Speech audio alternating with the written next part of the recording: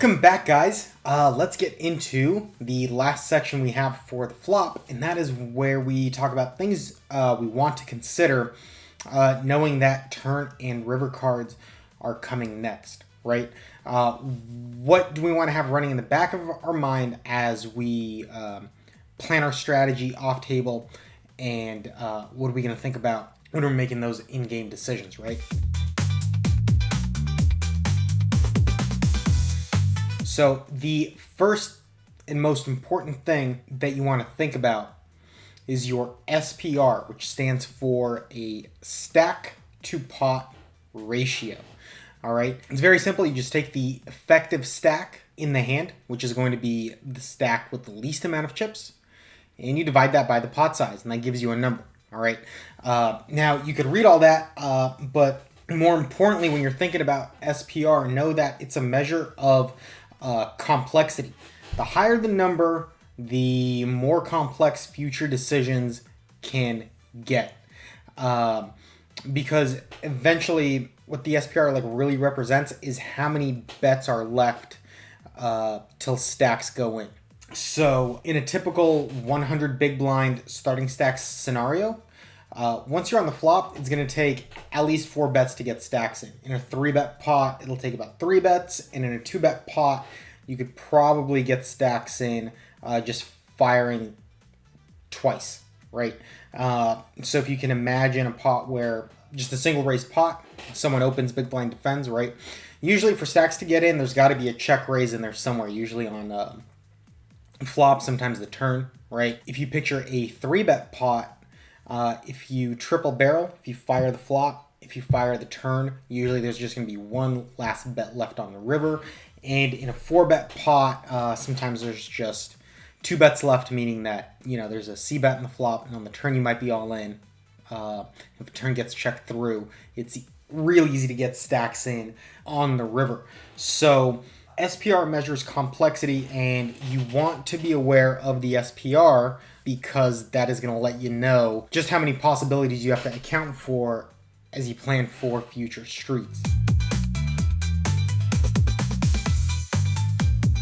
Some things that you want to be thinking about are going to be, can I slow play? It's something that happens a lot with beginner players, and I'm just going to tell you right now, do not slow play ever in poker. The only exception that I could give is perhaps a 4-bet pot, because like we talked about, it only takes 2 bets to get stacks in.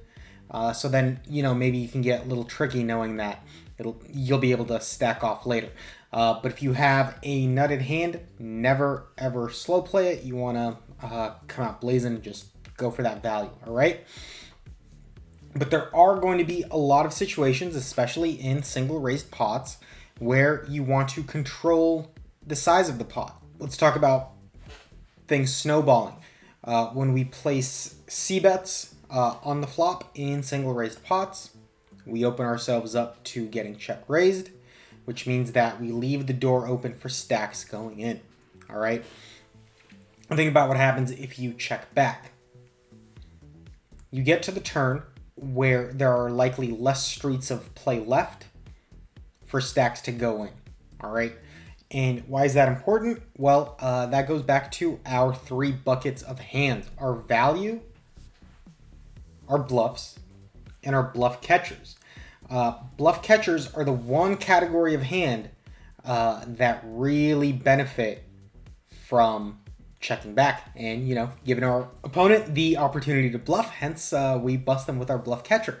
So these would be the types of hands that I guess you would call like middling equity. Third pair, middle pair, top pair with a weak kicker, or maybe just an okay kicker. Those are all bluff catchers, meaning that they're all hands that benefit from a little pot control. All right.